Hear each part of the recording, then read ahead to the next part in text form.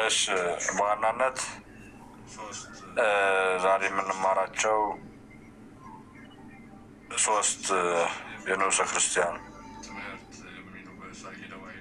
ክርስቲያን ውስጥ የሚከናወኑ ትምህርት የሚሉ በሳጊደ ዋሂድና ትምህርተ ክርስትናና ጸሎተ ቅድስና የሚሉ ሶስቱን በስርዓተ ቅዳሴ ውስጥ ያሉ ስለ ንዑሰ ክርስቲያን የሚከናወኑ የጸሎት ስርዓት እነሱን ነው ዛሬ ዋናነት የምናይ።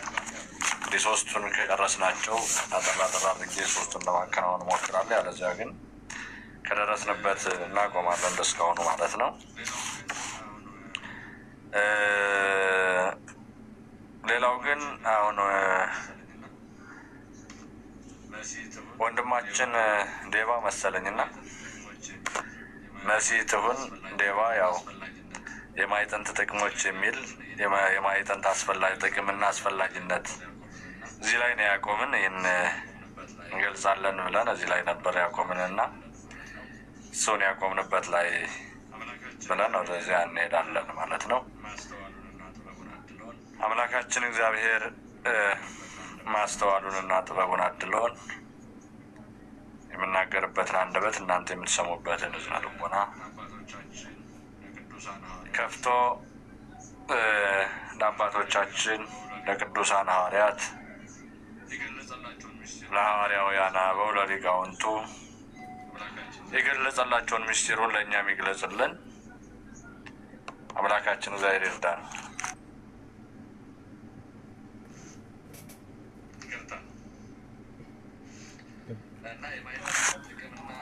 ይቅርታ እና የማይጠንት ጥቅምና አስፈላጊነት ማይጠንት በኦሪት ጊዜ መስዋዕት እንደማቅረብ ስለሚቆጠር መስዋዕታን እየተባለ ይጠራ ነበር። በኦሪቱ ስርዓት መስዋዕታን እና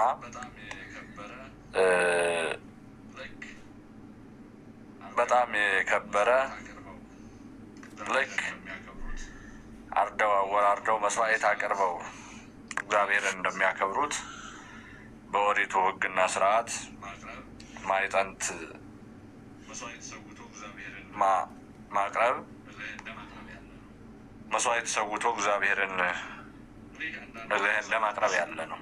ይሄ በኦሪቱ ማለት ነው። እና እንግዲህ አንዳንድ ሰዎች ዕጣኑ የሚሰዋበት ቦታ ወይም ማጤሻ ስለነበረው ከብሉይ ኪዳን ሲያያዝ ወደ ክርስትናው እንዲሁ የገባ ነው እንጂ በሐዲስ ኪዳን ግን የዕጣን አስፈላጊነት መኖሩ የተጠቀሰበት ቦታ የለም። ምክንያቱም ክርስቶስ አዲሱን ምስጢረ ቁርባን ሲመሰርት መዝሙር እንደዘመረ ጸሎት እንደጸለየ ቢገኝም ያው የመጀመሪያውን የስርዓተ ሲያከናውን በዕለተ ሐሙስ የተደረገውን በምሴተ ሐሙስ ማለት ነውና ማቴዎስ ወንጌል ምዕራፍ 26 ቁጥር 26 ላይ ያለውን ስለ ዕጣን አስፈላጊነትና በዚያም ጊዜ እንዲደረግ ግን ምንም አይገልጥም የሚሉ ሰዎች አሉ ነው። ይሄ በየት ነው? በብሉይ ኪዳን እጅግ የከበረ እንደ ምስዋ ዕጣን ተብሎ ቦታ አለው፣ ማጤሻ አለው። ያ ተዘጋጅቶለት በዚያ ቦታ በብሉይ ኪዳን ነበረ በኦሪት። ስለዚህ ከብሉይ ኪዳን የመጣ እንጂ በሐዲስ ኪዳን ግን የተደረገ የተከናወነ የለም ነው የሚሉ አሉ። እናንተም ካጋጠማችሁ ለማለት ያክል ነው ይሄን ያነሳሁት። አለ ግን የለም እስኪ እናያለን። በሐዲስ ኪዳን ነው እና ይሄ ከእውነት የራቀ ማወናበጃ በአንድ ሰዎችን ከመንገድ ለማሳት ሰዎች የሚጠቀሙበት ማሳሳቻ መንገድ የሚባለው ነው እና ዮሐንስ በራእዩ እንግዲህ ወንጌላዊው ሐዋርያው ቅዱስ ዮሐንስ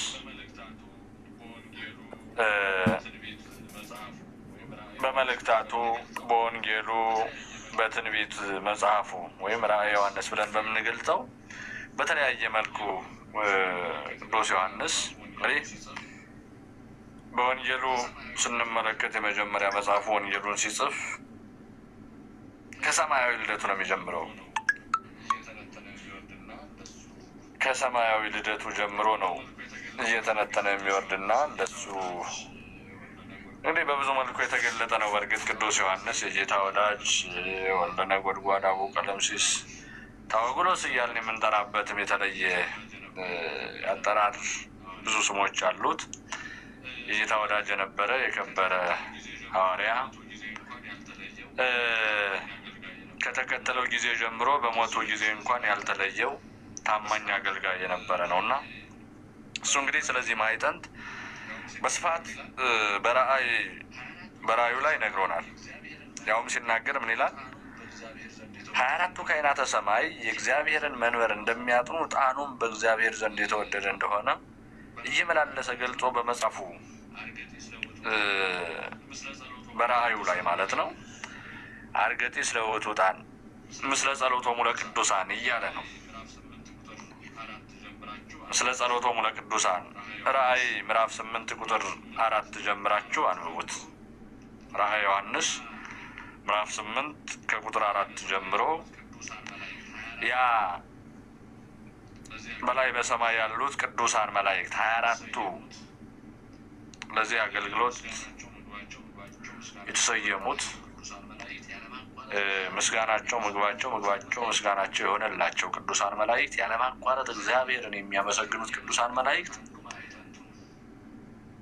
እግዚአብሔርን ከሚያመሰግኑበት አንዱ ማዕጠንቱ ነው፣ ዕጣን ነው፣ ማዕጠንቱ ነው እና ማን ቅዱሳን መላእክት ማንን የሚያመሰግኑት? እግዚአብሔርን የሚያመሰግኑት። ስለዚህ ይህን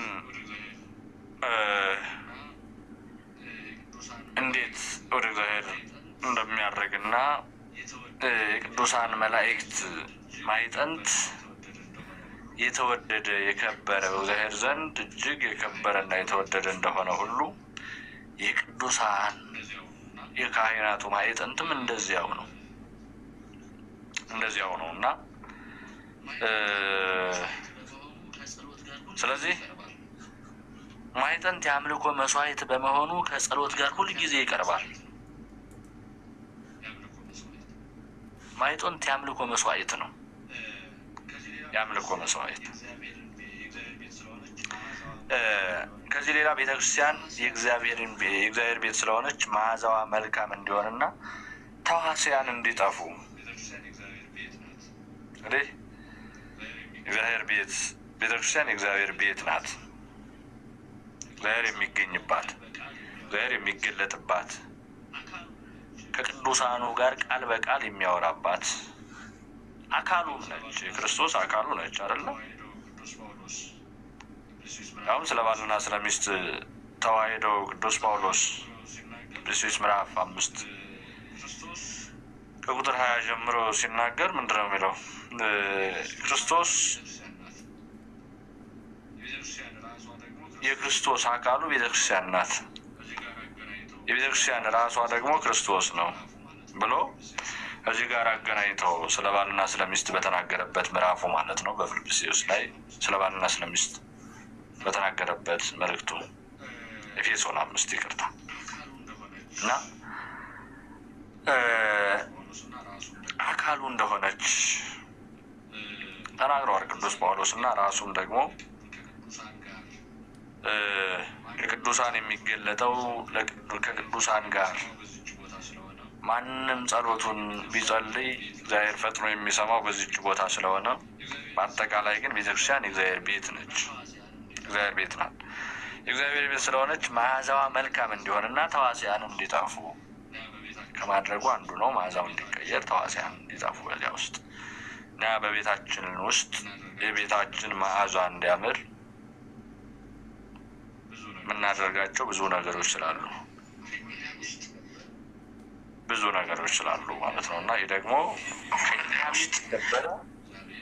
ከኛ ቤት የበለጠ ክብር የሚገባው እግዚአብሔር የሚያድርበት፣ ቅዱሳን የሚገለጡበት፣ መላእክት ዘወትር የማይለዩበት፣ ሰውና እግዚአብሔር ሰውና መላእክት አብረው የሚያመሰግኑበት የህብረት ዝማሬ፣ የህብረት ምስጋና ለእግዚአብሔር የሚቀርብበት ስለሆነ እዚህ በእግዚአብሔር ቤት ደግሞ መዓዛውም ጥሩ መዓዛ መሽተት ስላለበት ሐዋስያንም በዚያ መጥፋት ስላለበት ከነዚህ መካከል አንዱ ማዕጠንት አስፈላጊነቱ ነው። ሌላው ዕጣን የአምልኮ መገለጫ ነውና ብቸኛ ቤተክርስቲያን ለቅዳሴ ብቻ ሳይሆን ማዕጠንት በየጊዜው አስፈላጊ እግዚአብሔርም የተቀበለው መሆኑን ለማሳየት በሌሊት በጠዋት በማታ ለእግዚአብሔር ይቀርባል። በሌሊት በጠዋት በማታ ቤተክርስቲያን ጉባኤ አገልግሎት በምትከፍትበት ጊዜ፣ በጠዋት ኪዳን በምታደርስበት ጊዜ፣ ቅዳሴ በሚቀደስበት ጊዜ ከዚህም በተለየ ደግሞ የተለየ ጸሎተ ዕጣን የሚባል የጸሎት መጽሐፍ ጭምር አለው። ጸሎተ ዕጣን የሚባል መጽሐፍ አለ። ይህ ዘወትር ቅድስት ቤተክርስቲያን 366 ቀናት ሙሉ የሚጸለይ ጸሎተ ዕጣን የሚባል ጠዋት በኪዳን ጊዜ ጸሎተ ዕጣን ተደግሞ ማዕጠንት ይታጠናል። ይህ ለሁል ጊዜ ቤተክርስቲያን የምታደርገው ቅዳሴ ዘወትር ላይኖር ይችላል። ኪዳን አይታጎልም፣ ጸሎተ ዕጣንም አይቀርም። ኪዳን በተደረሰ ቁጥር ጸሎተ ዕጣን አይታጎልም እና በዚያ በጸሎተ ዕጣን የጸሎት መጽሐፍ አለ። ይህ ተደግሞ ከዳዊት መዝሙር የተወጣጣ በየጊዜው ከብዙ ነገር በሀገር ለመቅሰፍ በተለያየ ምክንያት ሰላምን የሚያሰጥ ፍቅርን የሚያመጣ ምህረትን የሚያገኝ ነውና በተለየ መልኩ ይህ ጸሎተ ዕጣን በሚባለው መጽሐፍ ደግሞ ሁልጊዜ ያለማቋረጥ የሚጸለይ ጠዋት በኪዳን ጊዜ የሚደረስ ይህ የዕጣን አገልግሎት ነው ማለት ነው። ስለዚህ ቀጥሎ ሌላው ጸሎተ ዕጣን ማለት ኦ አምላክ ዘላለም ቀዳሚ ወዳሪ ዘአልብከ ጥንት የሚለው ይጸለያል። ይህ ጸሎት ደግሞ ኦ አምላክ ዘላለም ቀዳሚ ወዳሪ ዘአልብከ ጥንት፣ ኦ አምላክ ዘላለም አምላካችን ዘአልብከ ጥንት ወይ ተፍጻሜት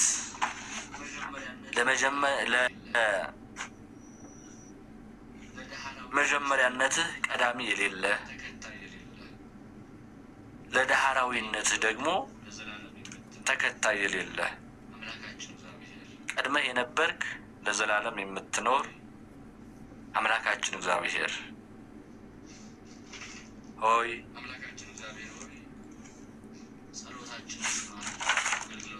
አምላካችን እግዚአብሔር ሆይ ጸሎታችንን ስማን፣ አገልግሎታችንን ተቀበል ተብሎ ተጸልዮ በዚህ በጸሎተ ዕጣን ጊዜ ሁልጊዜ የሚባል ይሄ የጸሎተ ማዕጠንት ጸሎት ነው። ይሄ የሚቀርብበት አምልኮት የሚገባው አምላክ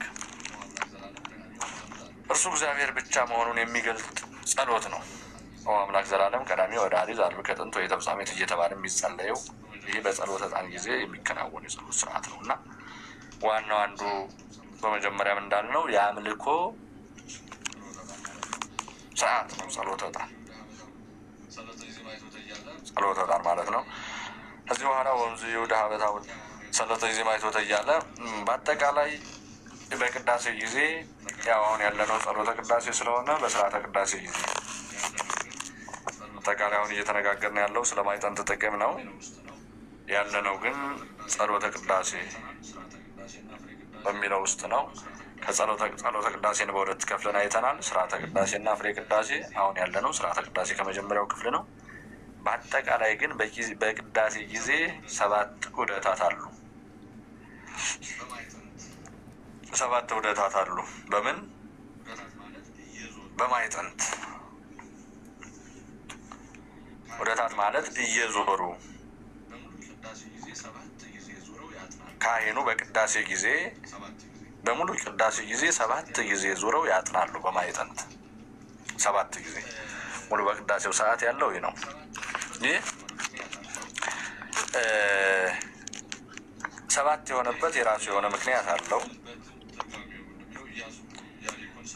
እንግዲህ 7 የሆነበት ትርጓሜው እንደሚለው ኢያሱ ኢያሪኮን 7 ጊዜ ዙሮ ግንቡን እንዳፈረሰ ካህኑም ታቦተ ሕጉን ዙሮ የሕዝቡን ኃጢአት ግንብ ማፍረሱን ለማመልከት ነው። ኢያሱ ታስተውሳላችሁ የኢያሪኮን ግንብ ለማፍረስ መጀመሪያ 7 ጊዜ ግንቡን እንዲዞሩት ያደረገ። ግንቡ ከዞረ በኋላ ነው አዋጁ ታውጆ ድምፀ መለከቱ ተነፍቶ ግንቡ የፈረሰው 7 ጊዜ ዙረው ከጨረሱ በኋላ ነውና ይሄ ደግሞ አንዱ ማዕጠንት ካህኑ 7 ጊዜ እየዞሩ ያጥኑናል። 7 ጊዜ እየዞሩ የሚያጥኑበት ምክንያት የሕዝቡን ግንብ የሆነውን ኃጢአት ለማፍረስ ነው። ኃጢአታችን ለማስወገድ፣ ኃጢአታችን ከኛ ለማራቅ፣ ከኃጢአት ርቀን ለመኖር አንዱ ማዕጠንት ለኛ ጥቅም አለው ማለት ነው። እኛን ኃጢአት ለማፍረስ እና በዚህ መልኩ 7 ጊዜ ይዞራሉ። በቅዳሴ ጊዜ በሙሉ ቅዳሴ ለመጠቅለል ነውና በዚህ ይሄ ሙሉ የሆነበትም ደግሞ ከዚህ ከኛ ጋር እኛን ኃጢአት እኛን በደል ለማፍረስ ለማስወገድ ነው። በአጠቃላይ የማዕጠንት ጥቅሞች እኒህን ይመስላሉ። ማዕጠንት የአምልኮት መስዋዕት ነው ብለናል። ማዕጠንት የእግዚአብሔርን ቤት መዓዛው ሽታው እንዲያምር ማድረጊያ ነው ብለናል። ማዕጠንት በእግዚአብሔር ቤት ውስጥ ተዋስያን እንዲጠፉ ከሚያደርግ አንዱ ማዕጠንት ነው ብለናል።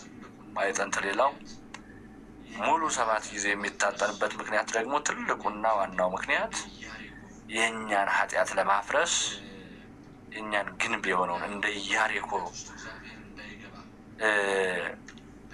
በእኛ ማንነት ውስጥ እግዚአብሔር እንዳይገባ በእኛ ሕይወት ውስጥ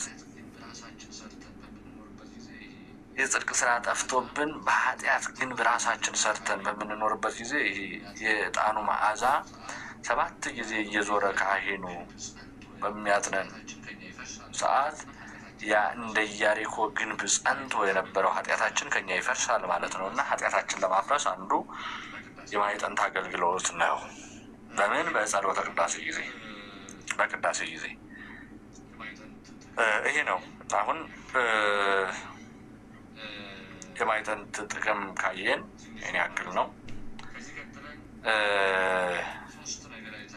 ትንሹ ለማለት ነው።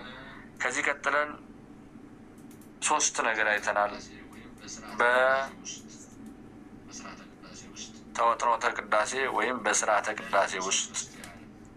ቅዳሴ ውስጥ ያሉ ለንዑሰ ክርስቲያን ይበልጥ ለንዑሰ ክርስቲያን የሚያገለግሉ 3 ነገሮች አይተናል። ሰይደ ዋሕድና፣ ትምህርተ ክርስትና፣ ጸሎተ ቅድስና። ሰይደ ዋሕድና፣ ትምህርተ ክርስትና፣ ጸሎተ ቅድስና የሚሉትን እና ሰይደ ዋሕድና ምን ማለት ነው? ይህን በቅድሚያ እንይ። አንደኛው ሰይደ ዋሕድና ምን ማለት ነው? በመጀመሪያ ሰይደ ዋሕድና ማለት አንድ ለሆነው አምላክ በ3 አካላት ስም ስግደት የሚቀርብበት ክፍል ማለት ነው። ሰይደ ዋሕድና አንድ ለሆነው አምላክ በ3 አካላት ስም ስግደት የሚቀርብበት ክፍል ማለት ነው። ክፍል ምን ላይ ነው የሚቀርበው? ይህን እንይ። ተንሥኡ ለጸሎት እንግዲህ የተኛችሁ የተቀመጣችሁ ልባችሁ የዛለ ሀሳባችሁ የዞረ ከቅዳሴ ወጥታችሁ በየቦታው የተበተነ አእምሯችሁን ሰብስባችሁ በእግዚአብሔር ፊት መቆማችሁን አስተውላችሁ ራሳችሁን ተቆጣጥራችሁ አእምሯችሁን ወደ ራሳችሁ መልሳችሁ እግዚአብሔርን ብቻ እየተመለከታችሁ እዩ የሚለው ተንሥኡ ለጸሎት ሁልጊዜ የማይቀር ነው። በእያንዳንዱ ላይ እዚህ ከተንሥኡ ለጸሎት ተነሱ ተዘጋጁ ካለ በኋላ ዲያቆኑ ይሄ የሚቀጥለው ሰይደ ዋሕድና ከዚህ ቦታ ላይ ምን ማለት ንስግድ የሚለው ጸሎት ብዙ ጊዜ የምናስታውሰው ንስግድ የሚለው ጸሎት እሱን እናይና ስርዓተ ቅዳሴው በዘወትር ቅዳሴ ንስግድ በነገራችን ላይ በየትኛውም ጊዜ የማይቀር ነው። ሌላው ግን ያው እየተማማርን ያለነው ስርዓተ ቤተክርስቲያን ስለሆነ በስርዓተ ቤተክርስቲያን ውስጥ ብዙዎቻችሁ ባዘቦት የማታስቀድሱ ላትኖሩ ትችላላችሁ። እንዲህ በበዓላት ጊዜ ብቻ ሊሆን ይችላል የምታዩትና በዘወትር ቅዳሴ ንስግድ አይባልም። አንቲውቱ ብቻ ብለው ነው የሚጨርሱት። እና እንግዲህ አንቲውቱ ብሎ እንዴት ያዛል? ግን በአበይት በዓላት በእሁድ ንስግድ ለአብ ወወልድ ወመንፈስ ቅዱስ እንዘ ሰለስቱ አሐዱ የሚለው ይዘመራል። በዚህ አይነት 3 ጊዜ ካህኑ ሲናገሩ ህዝቡም 3 ጊዜ ለአብ ወወልድ ወመንፈስ ቅዱስ የሚለውን እየተከተለ ይዘምራል። ነገር ግን አሁን ይሄ ባዘቦት ንስግድ ባዘቦት ለምንድን ነው የሚለው ነገር ግን ይህ ስርዓት ከድካም የተነሳ የገባ እንደሆነ እንጂ ትክክለኛ ነው ብሎ ለመውሰድ ያስቸግራል። ምክንያቱም ለስላሴ የሚቀርብ የአምልኮ ስግደት የሚቀርብበት ጊዜ ስለሌለ ሁልጊዜም በበዓላትም ቢሆን ባዘቦትም ቢሆን ለስላሴ የሚቀርብ የአምልኮ ስግደት፣ ለስላሴ የሚቀርብ የአምልኮ ምስጋና፣ ለስላሴ የሚቀርብ አገልግሎት በዚህን ሰዓት በዚህን ጊዜ በዚህን ተብሎ የሚከፈል ስለሌለ ያው እንግዲህ ስርዓተ ቤተክርስቲያን አንጻር ዘወትር በአገልግሎት ይቆሙ ከድካም አንጻር ይሄ ይደረጋል። ብዙ ጊዜ ይሄ ያው የተለመደ ስለሆነ ድንገት ይህን ተናግረን ደግሞ ባዘቦት ቀን ክርስትና ልታስነሱ ቅዳሴ ልታስቀድሱ ሂዳችሁ ንስግድ ካልተባለ ለምን ታለፈ የሚለው በህሊናችሁ እንዳይመጣ በአእምሯችሁ እንዳይቀመጥ ስርዓተ ቤተክርስቲያን ውስጥ ማለት ስርዓተ ቤተክርስቲያን ማለት አሁን የምንነጋገረው እስከ ዛሬ እያከናወንን ያለ ነው። ከዚህ በኋላ ደግሞ ጠንቅቀን የምንሰራው በተግባር የምንኖረው ነው። ነገራችን ላይ ስርዓተ ቤተክርስቲያን በእያንዳንዱ ላይ በአገልግሎት ጸንተን በቤተክርስቲያን ቁመን ክርስቲያኖች ለሆን ሁሉ አስፈላጊ የሆነ ስርዓት ነው። ይህን አስፈላጊ የሆነ ስርዓት ደግሞ ሳናዛባ በጥንቃቄ አባቶቻችን ያስተላለፉልንን እያንዳንዷ ይዘን መሄድ ስላለብን ይህኛውን ደግሞ በዚሁ መካከል ስንል ያው በቤተክርስቲያን ያው ተለምዶ የመጣ ስለሆነ አባቶቻችን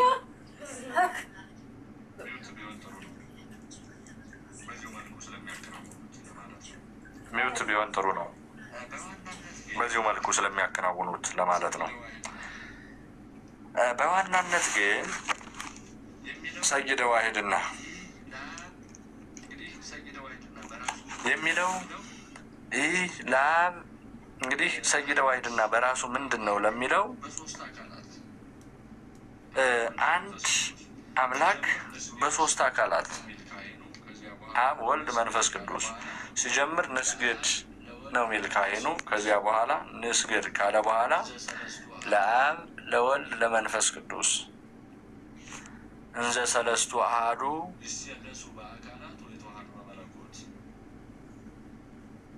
ይስየለሱ በአካላት ወይተዋሐዱ በመለኮት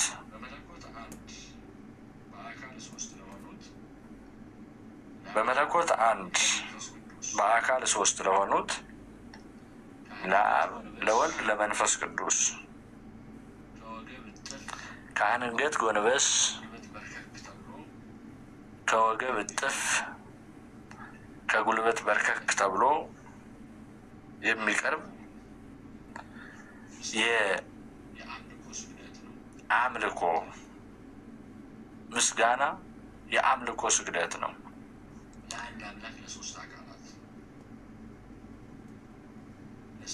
ለአንድ አምላክ ለሶስት አካላት ለስላሴ የሚቀርብ ምስጋና ነው እና ብዙ ጊዜ ዜማውን ጮክ ብለን እንላለን እንጂ አንገታችን ጉንብስ ማድረጉን ወገባችን ዝቅ ማድረጉን እዚያም ብሎ እንደው ጉልበታችን እጥፍ ማድረጉን ብዙዎቻችን አለመን ዜማውን በጩኸት ማለታችን ነውና ይህኛው ግን በዋናነት ይህ የአምልኮ ምስጋና ስለሆነ በእንደነዚህ አይነቶች ደግሞ እጅግ በጣም ጥንቃቄ በተሞላባቸው በዜማው ተመስጦ ከመጮህ ባሻገር ለምናደርጋቸው አስተምርኮች ለምናደርጋቸው ስግደቶች በሚገባ ጥንቃቄ አድርገን ብንሄድ ማለት ነውና ያው እዛው ተያይዞ የሚደረጉ በዚህ ውስጥ በሰጊደ ዋሕድና ሰላም ለኪ ይላል ካህኑ። በአስቀዳሹ ሕዝቡ ደግሞ ቅድስት ቤተክርስቲያን ማኅደረ መለኮት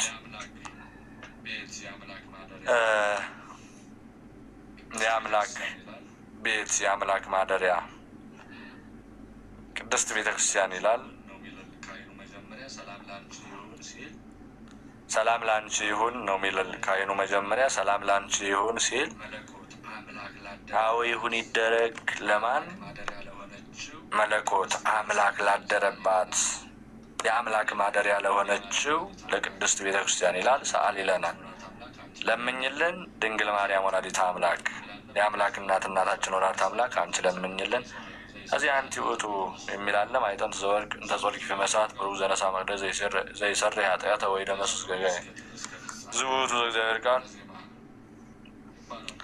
ተብሎ እስከ ፍጻሜው በዜማ ይባላል። እንግዲህ ከዚህ በኋላ በአጽንዖ ርዕስ 3 ጊዜ ወይም 1 ጊዜ መንበሩን ያጥናል። በአራቱ ማዕዘን መንበሩን ማጠን ግን በአራቱ ማዕዘን መንበሩን ያጥናል። ይሄ በአፋ የሚደረግ ስርዓት ነው። ሊቀ ጳጳስ ኤጲስቆጶስ ከመንበሩን ተያይዞ በእንደዚሁ ባሉት እንግዲህ ሊቃነ ጳጳሳት አበው ካህናት ባሉበት ከዚህ ተያይዞ የሚከናወነው የማዕጠንት ስርዓት ነው። 3 ጊዜ በዚህ መልኩ እንዲያደር የማዕጠንቱ ስርዓት እንደሚከናወን በአጠቃላይ 7 ጊዜ እንደሚደረግ በጥቅሉ ቅድም ጠቅለል አድርገን አይተናልና ስለ ማዕጠንት ስርዓት ከዚሁ ተያይዞ እንግዲህ በዚህ በሰጊደ ዋሕድና የሚነበቡ መጻሕፍቶች አሉ። ይህ ስርዓት ከተከናወነ በኋላ ንስግድ፣ ሰላም ለኪ፣ ሰአሊ ለነ፣ አንቲ ውእቱ እነዚህ በካህኑ ይባላሉ።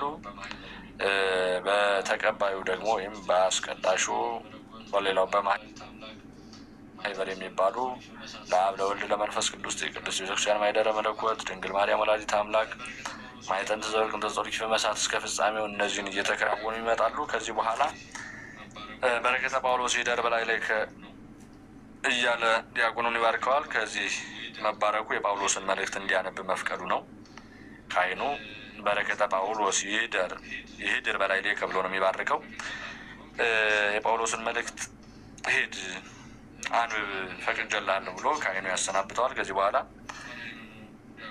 ውጭ በማናቸውም ሰዓት ሌሎች ሆነ ይህንኑ ዲያቆን በሚባረክበት ጊዜ እግዚአብሔር ልዑል ይባርከ ወያሪ ገጾ ላዕሌከ ብሎ ነው የሚባርኳቸው። በዚህን ጊዜ ግን ያው የጳውሎስን መልእክት ነው ሊያነብ የሚሄደውና ይህንም መፍቀዱን ለማመላከት ነው ካህኑ በረከተ ጳውሎስ እንግዲህ 14ቱን መልእክታት የጻፈ ክርስቶስን በሕይወት የኖረ ዓለምን ድል አድርጎ ያሸነፈ ሐዋርያው ቅዱስ ጳውሎስ በክርስቶስ ከተጠራበት ጊዜ ጀምሮ እግዚአብሔርን ቁሞ ያገለገለ ጸንቶ የኖረ ታላቅ ሐዋርያ ታላቅ አገልጋይ ስለሆነ የእሱ በረከት በአንተ ላይ ይደር፣ እንደርሱ በርታ፣ እንደርሱ ጽና፣ እንደርሱም ተመርጠህ ይልቁንም በድንግልና በቅድስና አገልግሎትህን እስከ ፍጻሜ ያድርግልህ ብሎ ያሰናብተዋል። በዚህ መልኩ ይህን ተብሎ ከሄደ በኋላ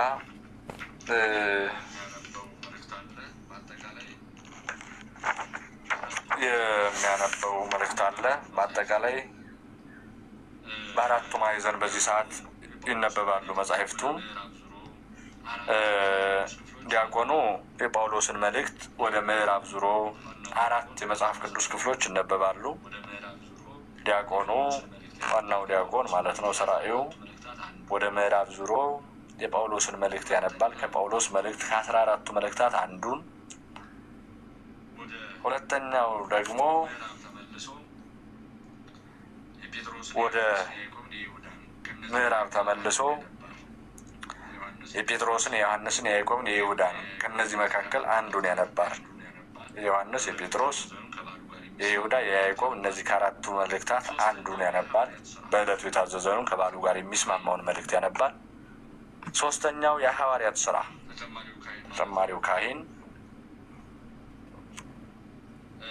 ተጨማሪው ካህን ማለት ነው። ቅርታ ተጨማሪው ዲያቆን ወደ ሰሜን ነበር፣ ወደ ደቡብ ዙሮ የኛው ካህን ያነባል። ወደ ምስራቅ ደግሞ ወንጌሉን ይህን ያነባሉ። በእያንዳንዳቸው እኒህ ሲያነቡ የሚሉት አለ። ዲያቆኑ የሚጀምረው ሁሉ ዘያፈቅረው ለእግዚእነ ወአምላክነ ወመድኃኒነ ኢየሱስ ክርስቶስ በዘያምን ልደቱ በክሬታ ቦታ መንፈስ ቅዱስ እስከ ምጽአቱ ሀዳስ በከመ ይቤ ጳውሎስ ውእቱ ለይኩን። ሐዋርያው ቅዱስ ጳውሎስ እንደተናገረው ከድንግል ማርያም መወለዱን የማያምን ሰው ሁሉ እንግዳ እስከሚሆን ምጽአቱ ድረስ ሐዋርያው ቅዱስ ጳውሎስ እንደተለየ የተወገዘ የተለየ ይሁን ብሎ ነው አዋጁን የሚያውጀው። አዋጁን አውጆ ዲያቆኑ መልእክቱን የሚያነበው ማለት ነው እና ይህ አዋጅ የሐዋርያው የቅዱስ ጳውሎስ ትምህርት ነው።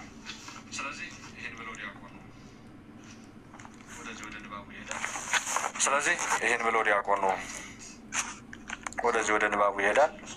ሌሎቹ ካህናት ግን በማኅጠንት ስብሐት ወክብር ለስሉስ ቅዱስ እያሉ ያጥናሉ። ይህን እየመላለሱ ስብሐት ወክብር ለስሉስ ቅዱስ ሲሉ ካህናቱ፣ ዲያቆናቱ ደግሞ ይደሎሙ ለአብ ወወልድ ወመንፈስ ቅዱስ እያሉ እየተመላለሱ ያነባሉ።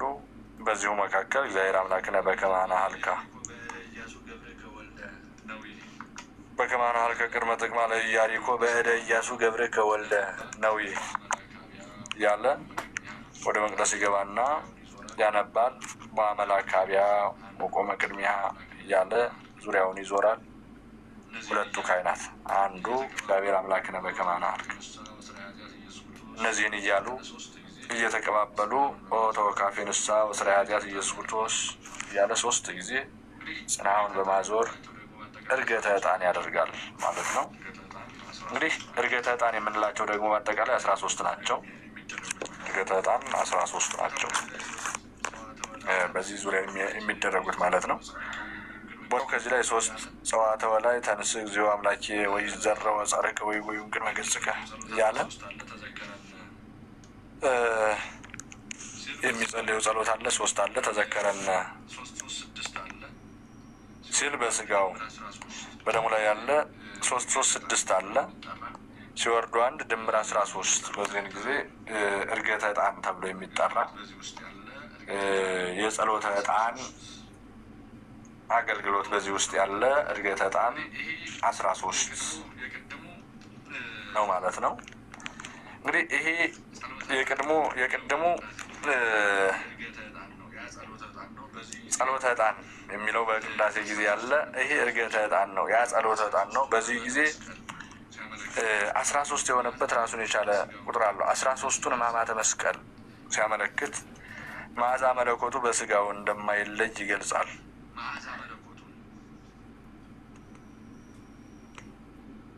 መዓዛ መለኮቱን እና ጌታችን መድኃኒታችን ኢየሱስ ክርስቶስ በዕለተ ዓርብ የተቀበላቸው ሕማማት 13 ናቸው። 13 ናቸው እና በዚህም ጊዜ ደግሞ እርገተ ዕጣን የሚባለው 13ቱን የጌታችን የመድኃኒታችን ኢየሱስ ክርስቶስ ሕማማተ መስቀሉን ለማስታወስ የሚደረግ ነው። 13ቱን ሕማማተ መስቀል ትርጓሜው እሱ ነው እና እንግዲህ ለእኛ ብሎ የቆሰለው ለእኛ ብሎ የደማው ለእኛ ብሎ የተገረፈው ለእኛ ብሎ ያን ሁሉ መከራ የተተፋበት የወደቀው የተነሳው አምላካችን ኢየሱስ ክርስቶስ በአጠቃላይ 13 ሕማማተ መስቀል ስለሆኑ እነሱን ለማስታወስ በዚህን ሰዓት የሚደረግ ነው ማለት ነው። በይበልጥ አሁን በስርዓተ ቤተክርስቲያኑ የተቀመጠ አሁን ካለማወቅ የተነሳ እየቀረ ነው እንጂ በተለይ በድርገት ጊዜ የሚደረግ መለኮት በዕለተ ዓርብ ከስጋ ጋራ በመቃብር ከነፍስ ጋራ በሲኦል መቆየቱን የሚያመለክት በመሆኑ ልዩ ምስጢር ያለው ነው። ስለዚህ ነው የምንቀበለው ስጋ ነፍስ የተለየው መለኮት የተዋሃደው የምንለው። የምንቀበለው ስጋ ነፍስ የተለየው መለኮት የተዋሃደው የምንለው እና ይሄ ማለት ነው እንግዲህ ጌታችን አምላካችን መድኃኒታችን ኢየሱስ ክርስቶስ ሞተ በስጋ ወሐይወ በመንፈስ ቅዱስ ጴጥሮስ በመልእክቱ እንደገለጸው ሞተ በስጋ ወሐይወ በመንፈስ፣ በስጋ ሞተ በመንፈስ ግን ሕያው ነው እያለ እንደተናገረው አምላካችን መድኃኒታችን ኢየሱስ ክርስቶስ በመቃብር ላይ እያለ ከስጋው ጋር መለኮት ነበር፣ ተዋህዶ ነበር። ወደ ሲኦል ወርዶ ደግሞ ለአዳም ለነፍሳቱ ሁሉ ሲሰብክላቸው አዳምን እስከ ልጆቹ ነፃ ሲያወጣቸው በሲኦል ውስጥም መለኮት ነበረ። ለምንድን ነው ከተባለ መለኮት ስለማይከፈል በሁሉም ቦታ ስላለ፣ በመቃብር ከስጋው ጋር አለ፣ በሲኦል ደግሞ ከነፍሱ ጋር አለ። በዚህን ጊዜ ጌታችን መድኃኒታችን ኢየሱስ ክርስቶስ ነፍሱ ከስጋው ተለይቶ ነበር። ነፍሱ ከስጋው ተለይቶ በነበረበት ሰዓት ሙስና መቃብርን ለማጥፋት ወደ መቃብር ስጋው ወርዷል።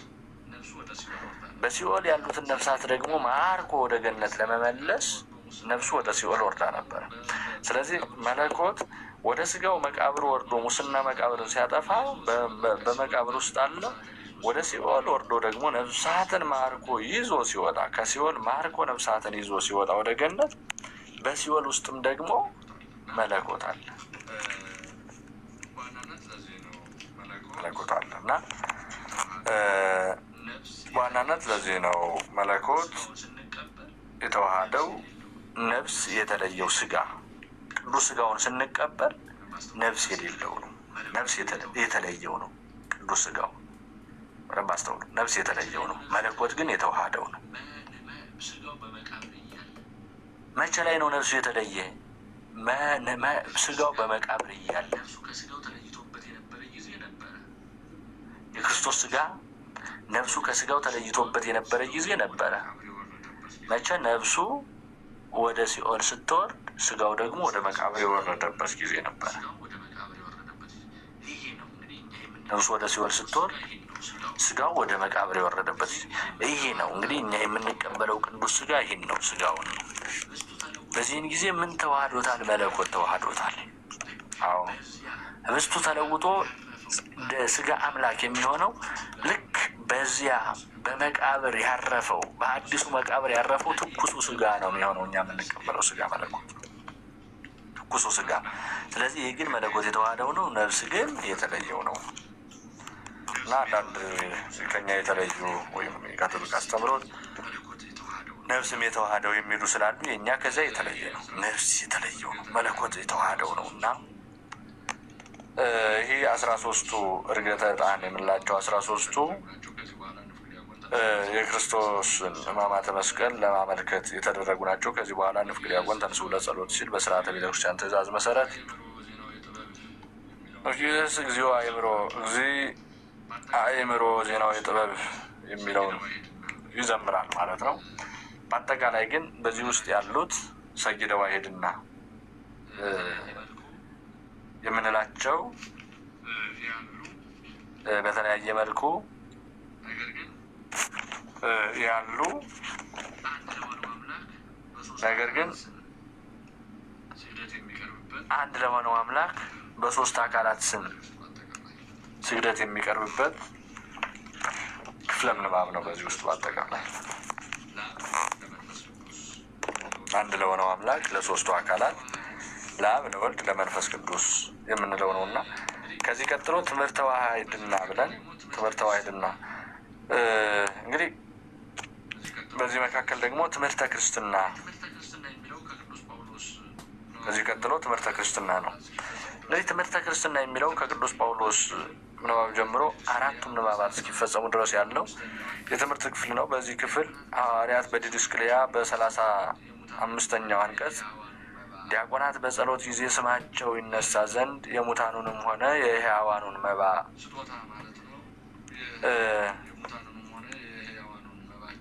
ስጦታ ማለት ነው የሕያዋኑን የሙታንንም ሆነ የሕያዋኑን መባቸውን ስጦታቸውን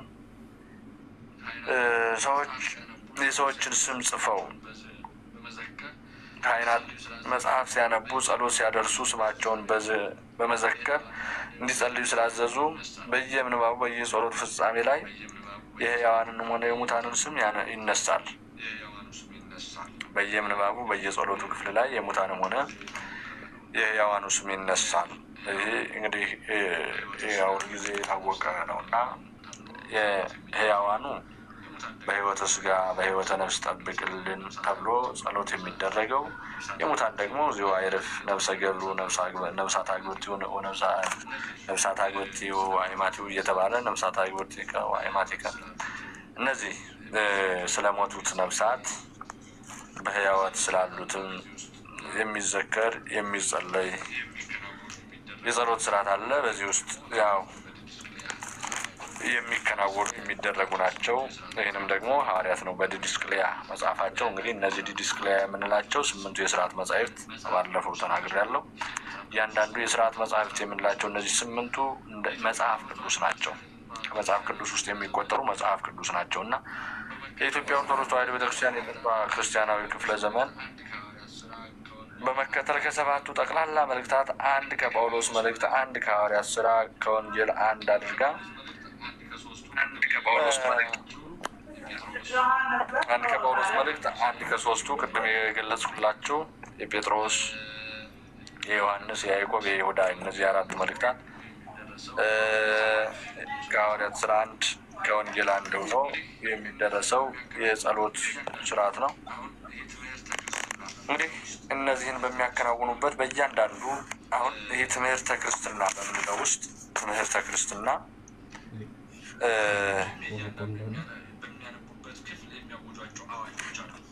አራቱም እያንዳንዱ በሚያነቡበት ክፍል የሚያውጇቸው አዋጆች አሉ እና አሁን ከገባሬ ሰናዩ ዲያቆን ስንነሳ በዚህ በአንደኛ ቆሮንቶስ ምዕራፍ 16 ቁጥር 22 የተጻፈውን ነው። ጌታችንን አምላካችንን መድኃኒታችን ኢየሱስ ክርስቶስን የማይወደው ሁሉ የመንፈስ ቅዱስ ማደሪያ ከሆነች በሁለት ወገን ድንግል ከሆነች ከእመቤታችን ከድንግል ማርያም ከስጋዋ ስጋ ከነፍሷ ነፍስ አልነሳም ብለው የሚያምኑ ቢኖሩ የተለዩ ይሁኑ። ይህ የመጀመሪያ የትምህርተ ክርስትናው አስተምሮት የመጀመሪያው። ለምን ጌታችን አምላካችን መድኃኒታችን ኢየሱስ ክርስቶስን የማይወደው ቢኖር የመንፈስ ቅዱስ ማደሪያ እንግዲህ ድንግል ማርያም መንፈስ ቅዱስ ምንድን ነው ካል ጸጋን የሚሰጥ ሐዋርያው ቅዱስ ጳውሎስ ጸጋ ልዩ ልዩ ነው ብሏል። መልአኩ ቅዱስ ገብርኤል ግን እመቤታችን ምንድን ነው ያላት? ጸጋን የተመላሽ ሆይ። አሁን ሐዋርያው ቅዱስ ጳውሎስ ለእያንዳንዱ ሰው ጸጋ እንደሚሰጥ ጸጋ ደግሞ ልዩ ልዩ እንደሆነ ጸጋ ደግሞ ልዩ ልዩ እንደሆነ ተናግረዋል። መንፈስ ጸጋ ልዩ ልዩ ነው፣ መንፈስ ግን አንድ ነው። አንዱ ትንቢት ለመናገር፣ አንዱ ለመስበክ፣ አንዱ ለማገልገል ብሎ ስለ ልዩነቱ ተናግሯል። መልአኩ ቅዱስ ገብርኤል ግን ወደ እመቤታችን ሲመጣ ጸጋን የተመላሽ ድንግል ሆይ ደስ ይበልሽ ነው ያላት። ይህ ምንድን ነው ከተባለ እመቤታችን ድንግል ማርያም የጸጋው ግምጃ ቤት ናት፣ የጸጋ መከማቻ ናት። ጸጋ ሁሉ የተገማቸባት በድንግል ማርያም የሌለ ጸጋ ሁሉ ጸጋ ተሰጥቷታል። ጸጋን የተመላሽ ተብላለች። የመንፈስ ቅዱስ ማደሪያ ማለት ይሄ ነው። መንፈስ ቅዱስ ጸጋን መስጠት ነው። አሁን አብ አጸናት፣ ወልድ ተዋሃዳት፣ መንፈስ ቅዱስ ደግሞ አነጻት ስንል ጸጋን ሞላባት ማለት ነው። መንፈስ ቅዱስ አብ እንድትበረታ እንድትችለው ያ እሳተ መለኮትን ያክል ሰዓት የሚያቃጥለው እንድትችለው መበርታት እንድትችል መጽናት እንድትችል አደረጋት። ወልድ ደግሞ ከስጋዋ ስጋ ከነፍሷ ነፍስ ነስቶ ከፍሎ ተዋሃዳት። አደረባት። መንፈስ ቅዱስ ደግሞ ሁሉን ነገር ማድረግ እንድትችል በጸጋ ሞላት። ስለዚህ ጸጋን የተመላሽ የመንፈስ ቅዱስ ማደሪያ የሆነች ድንግል ማርያም የመንፈስ ቅዱስ ማደሪያ በሁለት ወገን ድንግል በሁለት ወገን እመቤታችን በሁለት ወገን ድንግል ከሆነች በስጋም በሀሳብም ድንግልና ስለ እመቤታችን ሲነገር እንግዲህ ሌሎች ደናግላን ቢሆኑ በስጋቸው ድንግሎች የሆኑ በሀሳባቸው ድንግልናቸው ይጠፋል። እመቤታችንም በሀሳብም ድንግል ናት፣ በስጋም ድንግል ናት። ስለዚህ በሁለት ወገን ድንግል ከሆነች ብሎ ነው የሚያወጀው። ከዚያ ሲቀጥል ደግሞ በሁለት ድንግል ከሆነች ከእመቤታችን ከድንግል ማርያም ከስጋዋ ስጋ ከነፍሷ ነፍስ አልነሳም ብለው የሚያምኑ ቢኖሩ የተወገዙ የተለዩ ይሆኑ። የሚያምኑ ቢኖሩ ይህን ካላመኑ ትምህርተ ክርስትና ማለት ነው። ይህን ያላመነ ሰው በዚያ ላይ ቆሞ ከስጋዋ ስጋ ከነፍሷ ነፍስ አልነሳም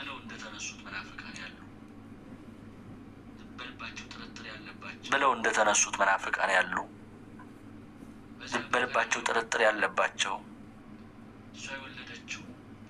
በዚያ በቀራንዮ እሷ የወለደችው ዮሴፍ ልጅ ነው፣ ቀራንዮ ያ በዮርዳኖስ ተዋሃደው በቀራንዮ ተለየው ብለው የሚያስተምሩ መናፍቃን ስላሉ ከስጋዋ ስጋ ከነፍሷ ነፍስ አልነሳም ብለው የሚያምኑ ቢኖሩ የተለዩ ይሁኑ ከምን ከዚህ አገልግሎት ብሎ ይሄ ትምህርተ ክርስትናው የሚታወጅበት አዋጅ ነው። በዚህ በቅዳሴው መካከል ከዚህ ከቅዳሴው መካከል አንዱ በዲያቆኑ መካከል በቅዱስ ጳውሎስ መልእክት የታወጀው በአንደኛ ቆሮንቶስ ምዕራፍ 16 ቁጥር 22 ላይ ያለው አዋጅ ሁልጊዜ የማይቀር ነው። ሁልጊዜ ዲያቆኑ የሚያውጀው አዋጅ ነው። ይሄ ትምህርተ ክርስትና ተብሎ ይጠራል። የክርስቲያኖች አስተምሮት ነው። ክርስቲያን ሆኖ ይህን የማይቀበል ከሆነ ክርስቲያን ሆኖ ይህን የማያምን ከሆነ ክርስቲያን ሆኖ በዚህ መቶ ለመቶ መጽናትና መቀበል የማይችል ከሆነ ድንግል ማርያም የመንፈስ ቅዱስ ማደሪያ እንደሆነች ድንግልናዋ በድንግልና ጸንሳ በድንግልና እንደወለደችው በስጋም በህሊና በሀሳብም ድንግል እንደሆነች በዚያም ላይ ደግሞ ኢየሱስ ክርስቶስ ከስጋዋ ስጋ ከነፍሷ ነፍስ ነስቶ መወለዱን የማያምኑ ሰዎች ይህን ትምህርተ ክርስትናውን የማይቀበሉ ናቸው። እነዚህ ከሆኑስ ምን ይደረጉ ከተባለ ይለዩ። ሐዋርያው ቅዱስ ጳውሎስ እንደተናገረ እስከ ምጽአት ድረስ ነው የሚለው የተለዩ ብሎ ወደ ዕለቱ ትምህርት ወደ ምዕራብ ዙሮ ቅድም ስለው እንደነበር ወደ ምዕራብ ዙሮ ፊቱን ወደ ምዕራብ መልሶ ከጳውሎስ መልእክት ውስጥ ያነባል ማለት ነው። እንግዲህ ከ14ቱ መልእክታት አንዱ በዕለቱ ከባሉ ጋር የሚስማማ መጽሐፈ ግጻዊ የምንለው እኒህን አራቱን ከባሉ ጋር አስማምቶ የሚያወጣ መጽሐፈ ግጻዊ ያለ በቤተክርስቲያን ውስጥ መጽሐፈ ግጻዊ ታይቶ ነው ቅዳሴውም የሚቀደሰው። አራቱም የጳውሎስ መልእክትም ከነዚያ ከአራቱ መልእክታት አንዱ የሐዋርያት ሥራ ወንጌሉም የሚወጣ በዚህ አማካኝነት ነው እና አንድ ዲያቆን ደስ ያለውን ወጥቶ አያነብም። ግጻዊ ያዘዘውን በግጻዊ መልኩ ምስባኩ የሚሰበከው ከመዝሙረ ዳዊት አንድ አለ።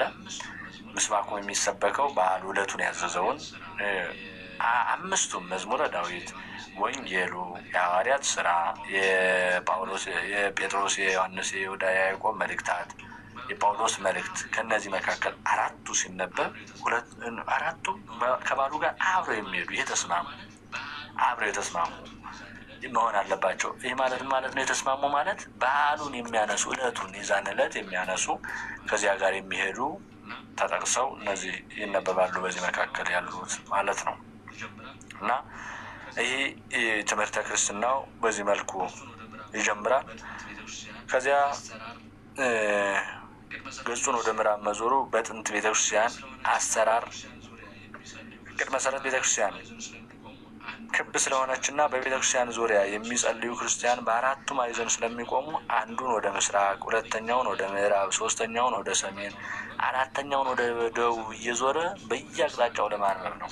በየአቅጣጫው ለማንበብ በአራቱ ማዕዘን ነው የሚያነቡት። ወደ ምስራቅ፣ ወደ ምዕራብ፣ ወደ ሰሜን፣ ወደ ደቡብ። እንግዲህ ዛሬም ያለች ብዙ ገጠራማው አካባቢ ያለችው ቤተክርስቲያን የጥንት ቤተክርስቲያን አራት ማዕዘን ናቸው እና በዚህ ልክ በአራቱም ዙረው እንዲያነቡ ይደረጋል ማለት ነው። ይህ ሁኔታ ከዚህ ዕለታዊ ድርጊት ባሻገር በአምላክ ፈቃድ በአራቱ ማዕዘን የተሰበከውን ወንጌል በየክፍሉ ለሚገኙ ምዕመናን የሚሰብክ መሆኑንም ያመለክታል። እንግዲህ ወንጌል የተሰበከው ከዓለም ዳርቻ እስከ ዓለም ዳርቻ ድረስ ሂዱ አስተምሩ ተብለው ነው የታዘዙት ቅዱሳን ሐዋርያት። ከዓለም ዳርቻ እስከ ዓለም ዳርቻ፣ ይህ ማለት ከምስራቅ እስከ ምዕራብ ከሰሜን እስከ ደቡብ በአራቱም ማዕዘን ዙረው እንዲያስተምሩ ነው ወንጌል። ስለዚህ የዚህም ምልክት ነው አንዱ ይህ በአራቱ ማዕዘን በምስራቅ፣ በምዕራብ፣ በሰሜን፣ በደቡብ በየአራቱ አቅጣጫ ዙረው እንትን ማለታቸው በአራቱ አቅጣጫ ዓለምን በዕጣ ተከፋፍለው ቅዱሳን ሐዋርያት ዓለምን ዙረው እንዳስተማሩ ዙረው ነው የተናገሩ፣ ዙረው ነው ያስተማሩት እና ወንጌል ለዓለም እንዲዳረስ ነው መድኃኒታችን ኢየሱስ ክርስቶስ ሂዱ ዓለምን ሁሉ ዙሩ ወንጌልን ስበኩ የመጀመሪያውን አዋጅ ሲያውጅላቸው በማቴዎስ ወንጌል ምዕራፍ 10 ስማቸውን ከገለጸ በኋላ ከቁጥር 16 ጀምሮ እንደ እባብ ልባሞች እንደ ርግብ የዋሆች ሆኑ እያለ ምንም ነገር እንዳይዙ ሲያዛቸው ከቁጥር 16 ጀምሮ ምንም ነገር እንዳይዙ፣ ኮረጆ እንዳይዙ፣ በትር እንዳይዙ፣ ከረጢት እንዳይዙ፣ ልብስ እንኳን ደርበው እንዳይዙ፣ ለእግራቸው ጫማ እንዳያደርጉ።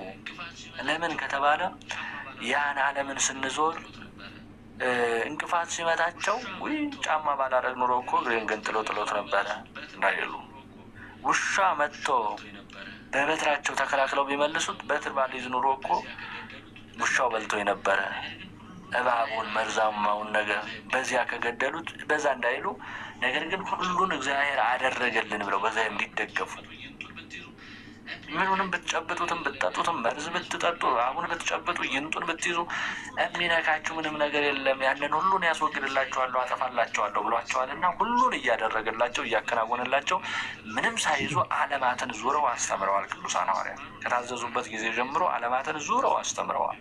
ስለዚህ ዓለማትን ዙረው ስላስተማሩ እነዚህም በአራቱ ማዕዘን ተዘዋዙሮ ወንጌሉ መነበቡ ቅዱሳን ሐዋርያት ዓለማትን ዙረው ማስተማራቸውን ለመግለጥ ለማሳየት ነው እና በዓለም ዙሪያ በመላዋ ወንጌል እንደተሰበከ አሁንም ወንጌል እየተሰበከ እንደሆነ ለመንገድ ነው።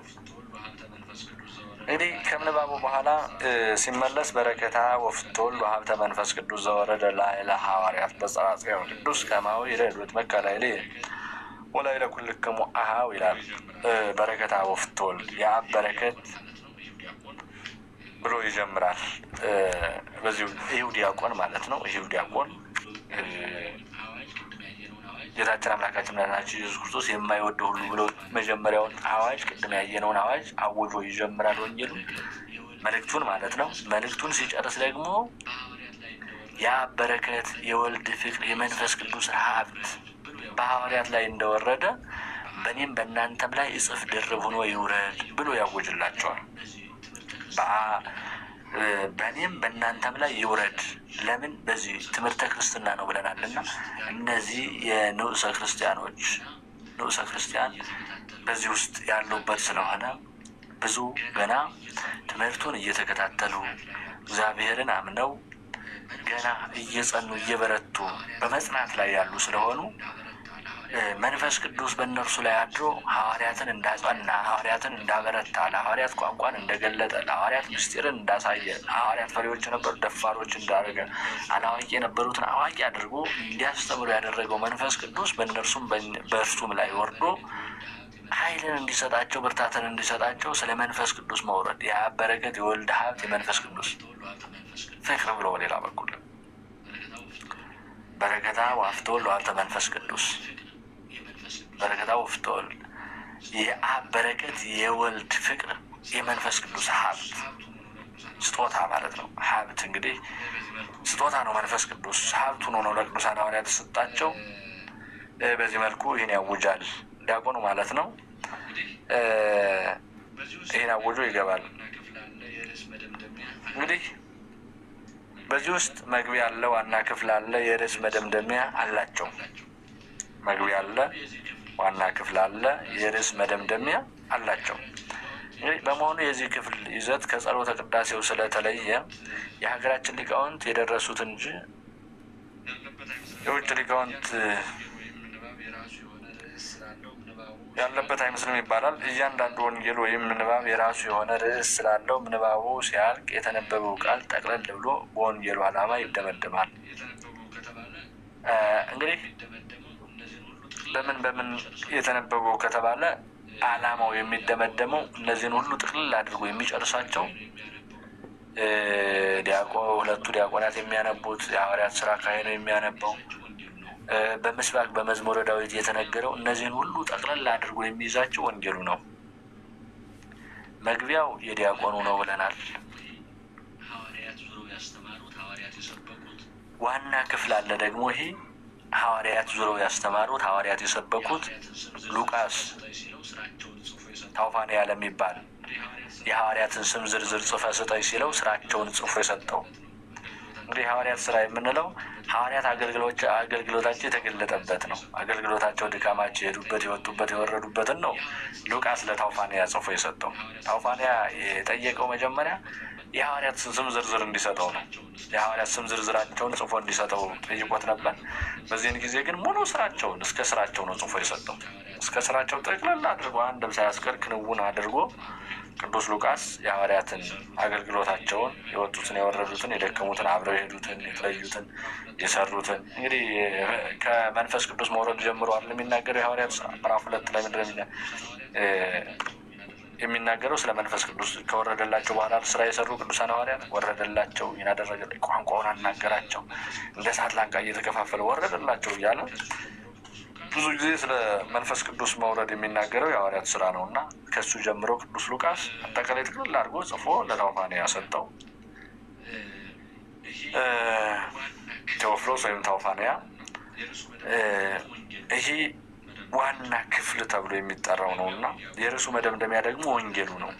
መደምደሚያቸው መግቢያው የዲያቆኑ ብለናል። ጌታችን መድኃኒታችን ኢየሱስ ክርስቶስ የማይወደው ሁሉ ብሎ የሚናገረው መግቢያ ነው። እዚያን ጀምሮ ያነበበው መግቢያ ነው። ዋና ክፍል የሐዋርያት ሥራ አለ። መደምደሚያው ደግሞ እነዚህን ሁሉ ጥቅልል አድርጎ የተነበቡትን 5ቱን ክፍላት ከመዝሙረ ዳዊት ጨምሮ ማለት ነው ጥቅልል የሚያደርጋቸው ወንጌሉ ነው። በወንጌሉ ይጠቃለላል ማለት ነው። በመሆኑ የዚህ ክፍል ይዘት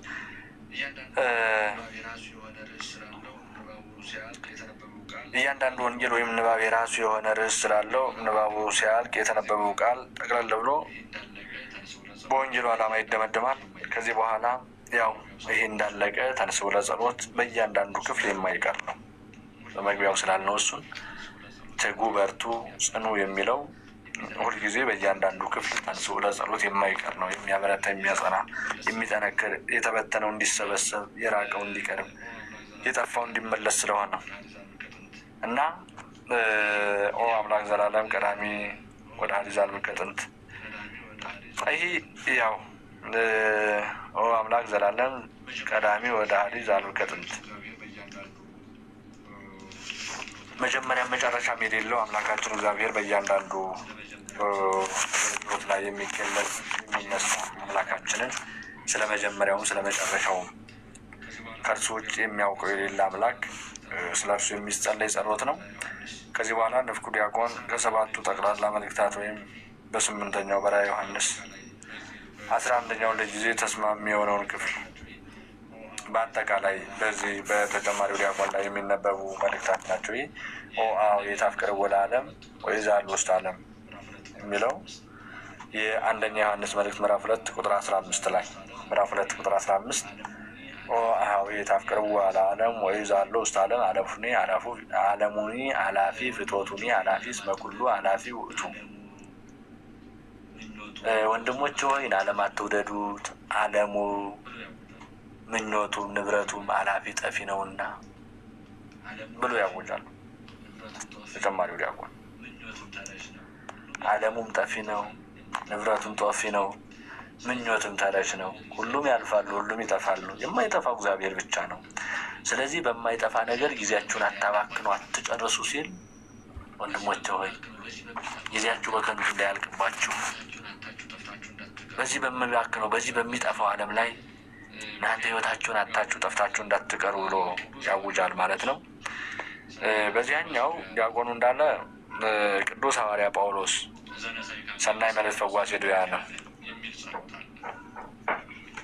ዘነሳይ ካክሊለ ሰአል ወጸልይ በእንቲአነ የሚል ጸሎት አለ። ቅዱስ ሐዋርያ ጳውሎስ ፈዋሴ ድውያን እንግዲህ ቅዱስ ጳውሎስና ቅዱስ ጴጥሮስ ይታወቃሉና የመፈወስ አገልግሎታቸው የመፈወስ ስራቸው ጳውሎስ በልብሱ እራፊ በልብሱ ጫፍ፣ ቅዱስ ጳውሎስ ደግሞ በጥላው ሐዋርያት ላይ ተመዘገበ። እነሱ አገልግሎታቸው ድውያንን የመፈወስ አጋንንትን የማጥፋት የማራቅ አገልግሎት ስለነበራቸው ቅዱስ ሐዋርያ ጳውሎስ ሰናየ መልእክት ፈዋሴ ድውያን በሽተኞችን የሚፈውስ የሚያድን ሰናይ መልእክት ያስተላለፈው መልእክቱ ደግሞ የሚያምር የሚስማማ የሚጣፍጥ ሰዎችን የሚያድን ዘነሳይከ አክሊለ ሰአል ወጸልይ በእንቲአነ አንተ ድውያንን ፈውሰህ መልካሙን መልእክት አድርሰህ ዓለምን ድል አድርገህ በእግዚአብሔር ዘንድ አክሊልን እንደተቀዳጀ ለእኛም ጸልይልን። ማን? ሐዋርያው ጳውሎስ ምን እንድንጸና እርሱ የተቀበለውን አክሊል እንድንቀዳጅ እርሱ ድል የነሳትን ዓለም ድል እንድንነሳ በዚሁ በዲያቆኑ ላይ የሚጸለይ ጸሎት ነው። ቅዱስ ሐዋርያ ጳውሎስ ፈዋሴ ድውያን ሐዋርያው ጳውሎስ እና ይህ በዚያ የሚባል ነው። ቅዱስ ስሉስ ዘውርላውየከ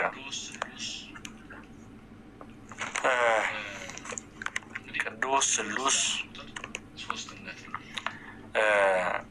እንግዲህ ስሉስ ባልን ቁጥር ሶስትነትን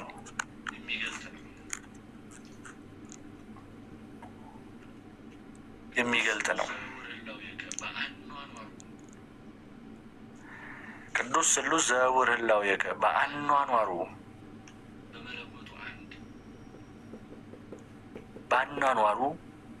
በመለኮቱ አንድ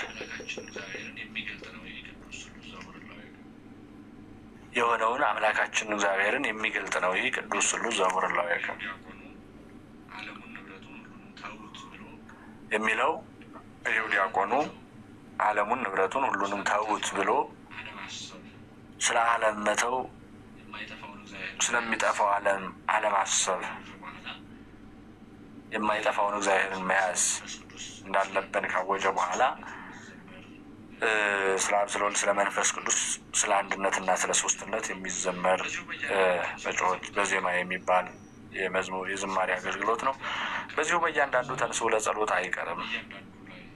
ተንሥኡ ለጸሎት የማትጋቱ የማንቃቱ የማብቃቱ ጸሎት በእያንዳንዱ ላይ አይቀርምና ይህ ተንሥኡ ለጸሎት በዚህ ሰዓትም ይባላል ማለት ነው።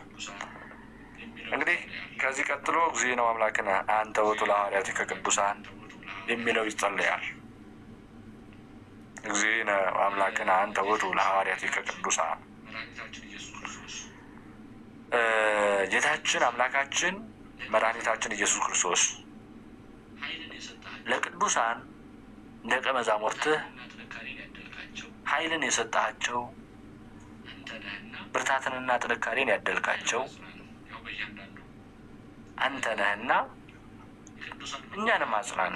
ያው በእያንዳንዱ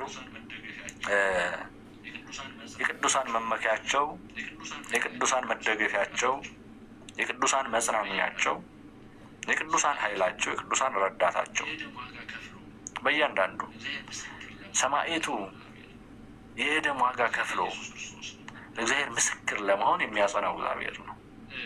እግዚእነ ኢየሱስ ክርስቶስ ነው። እንግዲህ ከቅዱሳን ሐዋርያት መካከል ያልተሰዋ ደሙን ያላፈሰሰ ታስሮ ያልተገረፈ ቆዳው ተገፎ በአሸዋ ላይ ተሸክሞ ያልዞረ በእያንዳንዱ መከራን ያልተቀበለ ሐዋርያ የለም። መከራን ያልተቀበለ ሐዋርያ የለም። ስለዚህ ቅዱሳን ሐዋርያት ግን በዚህ ሁሉ መከራቸው አንድም ቀን አሳስቧቸውና አንድም ቀን አሰልችቷቸው አያውቅም። አንድም ቀን ያ እንግዲህ ጸጋ መንፈስ ቅዱስን ከለበሱና እሰጣቸዋለሁ ብሎ የጎጆችን ማገር ግርማ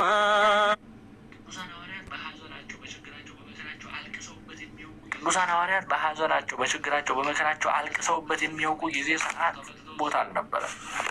ለዚያ ነው ከእስር ቤት ቆይተው ታስረው ተፈትተው ሲሄዱ እዚህ በኋላ እሱን ስም እንዳትጠሩ ተብለው ነው እኮ ተገርፈው የሚለቀቁ። በዚያን ጊዜ ወዲያው ሲወጡ እየሰበኩ ስለ ኢየሱስ ክርስቶስ እየሰበኩ ነው የሚያገኟቸው። ለምንድን ነው ሲሆን ከእሱ ውጭ ማን አለ? ይህማ የምናየው ዓለም ይጠፋል ይላሉ። ስለዚህ እግዚእ ነው አምላክን አንተ ውእቱ ለሐዋርያት ከቅዱሳን የሚለው ከዚህ በኋላ ብዙ ነቢያት ብዙ ጻድቃን አንተ ሊያዩ ፈለጉ፣ ወደዱ፣ አላዩህም። ሊሰሙ ፈለጉ፣ አልሰሙም ያንተን ድምፅ። አዎ ለቅዱሳን ነቢያት እግዚአብሔር በረድኤት ነበር የሚገለጥላቸው። ለቅዱሳን ሐዋርያት ግን በአካል ነው የተገለጠላቸው። ቅዱሳን ነቢያት ድምፁን ነበር የሚሰሙት። በደመና ተሰውሮ በማረፊያው ተከልሎ ድምፁ ለሞት። አሁንስ ቅዱሳን ሐዋርያት አብሯቸው ነው፣ ከነሱ ጋር ሆኖ እዚያው ላይ በቃሉ ሙታኑን እያነሳ ሕሙማኑን እየፈወሰ ለምጻሙን በቃሉ እያበረከተ እያበላ አብሯቸው ነው ያለና እንግዲህ ቅዱሳን ሐዋርያት ያገኙትን ሁሉ ቅዱሳን ነቢያት ፈልገው ነበር፣ ግን አላገኙም። ለመስማት ፈልገው አልሰሙም፣ ለማየት ፈልገው አላዩ፣ ለመዳሰስ ለመጨበጥ ፈልገው አልጨበጡም፣ አልዳሰሱም። የኛ ያዩ ዓይኖቻችን፣ የሰሙ ጆሮዎቻችን፣ የጨበጡ እጆቻችን፣ የዳሰሱ እጆቻችን የተባረኩ ናቸው ብለዋልና ለቅዱሳን ሐዋርያት የተገለጸው አምላክ ለእኛም የእነሱ ዓይን የእኛ ዓይናችን ስለሆነ ለእነርሱ የረዳ አምላካችን የእኛ መረዳታችን ስለሆነ እንድንጸና እንድንበረታ፣ እነርሱ በመጽናታቸው ነው ኃይልን ያገኙ፣ እነርሱ በመቆማቸው ነው ዘህን የለበሱና እንድንጸና የሚጸለይ ጸሎት ነው እና ሐዋርያትን የረዳ እኛንም እንዲረዳ አምላካችን ሁላችንንም ይርዳን። እንግዲህ ከዚህ ቀጥሎ ያለው ወቀባ ለቤተክርስቲያን ከቅድስት የሚለው ስለ ቤተክርስቲያን የሚጸለይ ጸሎት ነው። በዚህም ጊዜ ወቀባ ለቤተክርስቲያን ሲል ራሱን ይባርክ የቡራኬ አገልግሎት ነው፣ ካህኑ ማለት ነው። ወባረክ ላዕለ አባጋ መሬትከ ሲል ህዝቡን ይባርካል። ወአብዛ ለዛቲ አጸደ ወይን ሲል ደግሞ በመንበሩ ዙሪያ ያሉትን ይባርካል። ወአብዛ ለዛቲ አጸደ ወይን እንግዲህ ወባረክ ወቀባ ለቤተክርስቲያን ከቅድስት ራሱን አለ። ወባረክ ላዕለ አባጋ መሬትከ ህዝቡን አለ። ላዕለ አባጋ መሬትከ እንግዲህ ይሄ ማለት በአንተ እንግዲህ መሬት አባግ ማለት በጎች ማለት ነው። መሬት ማለት ደግሞ መሬት ነው። የሰው ልጅ የተገኘው መሬት ላይ ነው። ያን የሚፈርሰው ያ ውሃ ይዞት የሚሄደው አፈር ላይ የሰው ልጅ ተሰርቶ በዚህ በአራቱ ባህሪያት ጸንቶ ቁሞ አጥንት ተሰክቶለት መንቀሳቀስና መኖር እንዲችል አድርጎታል እግዚአብሔር። ይህን ያ የሚፈርሰውን የሚበሰብሰውን የተሸከመ የሰው ልጅ ፈርሶ በስብሶ ቀርቶ የነበረውን በግ ተብሎ የተጠራ ክርስቶስ ነው። እርሱ መጥቶ መስዋዕት ሆኖ አድኖታል። ከመፍረስ ከመበስበስ ከሞት ታድጎታል። የሰው ልጅ ከሞት አድኖታል። ማን? እግዚእነ ኢየሱስ ክርስቶስ። እግዚእነ ኢየሱስ ክርስቶስ ከሞት አድኖታል። ስለዚህ በዚህን ጊዜ አንተ የታደግካቸው አንተ ዋጋ የከፈልክላቸው አንተ ራስን መስዋዕት አድርገህ የሰጣቸው ህዝብህን ታደግ አድን ማለት ነው። ሰዓት በጣም ሄዷል አይደል? 1 ሰዓት ፈጀው እንዴ? ዴባ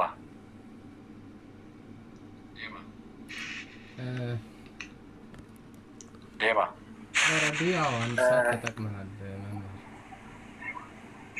ያው 1 ሰዓት ተጠቅመናል።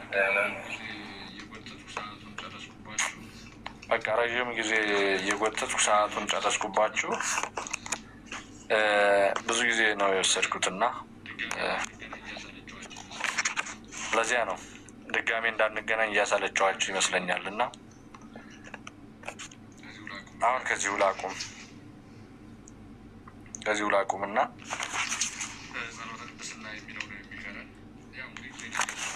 ጸሎተ ቅድስና የሚለው ነው የሚቀረን። ያው እንግዲህ ጊዜነ ኢየሱስ ክርስቶስ እነዚህ ቡራኪያት ለራሱ ለህዝቡ በሱ በዙሪያው ያሉትን ከዚህ ቀጥሎ ነቅነ ጽሑፍ የሚል አለ። ዘማንቅተ ጊዜና ግብሮሙ ለሐዋርያት ያው የሐዋርያት አገልግሎታቸውን ነቅነ ጽሑፍ የማይደርቅ የማይወሰድ የሚመነጭ ሁልጊዜ የሚመነጭ ነቅነ ጽሑፍ ማለት ንጹሕ የሆነ ምንጭ የውሃ ምንጭ ማለት ነው እና ያደረክላቸው ምናቸውን አገልግሎታቸውን ስራቸውን ሁሉ እንደማይደርቅ እንደሚመነጭ ውሃ ያደረክላቸው የሚለውን የሐዋርያት ስራ የሚያነበው ካህን ብሎ ይጀምራል። ለዛ መላዋ አብዮተ ለአለቃ ለእግዚአብሔር በዛው ተወሰከ ወዙ ህዝብ ብሎ የዮሐንስ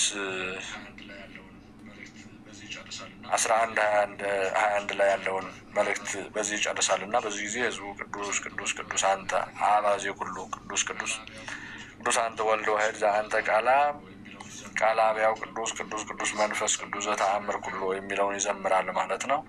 ይህ ሲፈጸም ገባሬ ሰናዩ ካህን እንግዲህ በምስዋው ፊት ቆሞ እግዚአብሔር አምላክነ ዘተወከፍከ መስዋዕተ አቡነ አብርሃም የሚለውን ጸሎት ይጸልያል።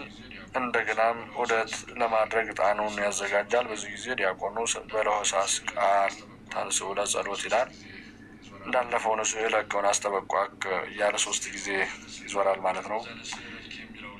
ታታስቲ ዘንስዕለኪ የሚለውን ጸሎት ይጸልያል። በዚህ ጊዜ ቀዳሾቹ ሁሉም ከመንጦላይቱ ውጭ ሆነው በተባሪው በአንድነት ዝውቱ ጊዜ ባረኮት የሚለውን የዘመነ ብሉይ ኪዳን የዘመነ ብሉይ ቃል በዘመነ ሐዲስ ትርጓሜ ጋር በማስተዛዘል መልክ ይዘምራሉ። ዝውቱ ከውጭ የሚባልበት ምክንያት የነቢያት ንግግር ስለሆነ ነው። በአንዳንድ ክፍለ ሀገር በዘወትር ቅዳሴ ጊዜ አልፈው ሄዱና ሱራፌል ይሰግዱ ሎቱ ከሚለው ተንሥኦ ይፈጽማሉ ይላል። ይህ ትክክል አይደለም። ዝውቱ ከመጀመሪያው ጀምሮ እስከ ፍጻሜው ሁልጊዜ የማይቋረጥ በዘመነ ትንሣኤ በአምሳው ትንሣኤ ብቻ ነው። ክርስቶስ ተንሥአ እሙታን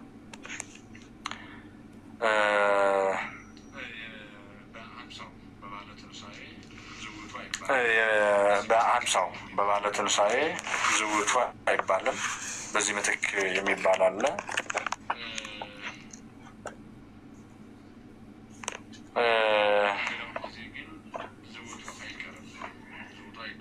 ሌላውን ጊዜ ግን ዝውቱ አይቀርም። ከውጭ የሚባልበት ምክንያት ደግሞ የነቢያት ንግግር ስለሆነ ነው። የነቢያት ንግግር እንግዲህ ነቢያት በዚያን ጊዜ የነበረውን ሕዝብ እንደ ማጽናት፣ እንደ ማበርታት፣ እንደ ማቆየት ያው እግዚአብሔር የሚያመልከው እንዳይጠፋ የማድረግ ነበረ።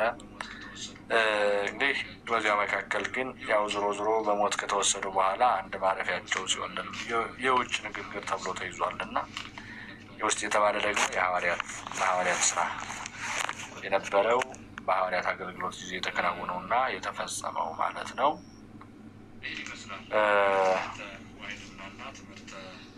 ይህን ይመስላል እንግዲህ ትምህርተ ዋሕድናና ትምህርተ ክርስትና የሚለውን ሁለቱን አይተናል። ትምህርተ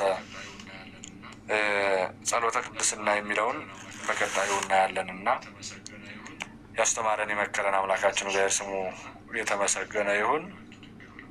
በጣም አስመሸዋችሁ፣ ይቅርታ። ወስብሐት ለእግዚአብሔር ወለወላዲቱ ድንግል ወለመስቀሉ ክቡር። ይቆየን። አሜን። የመከረን ያስተማረን አሜን። የመከረን ያስተማረን ስሙ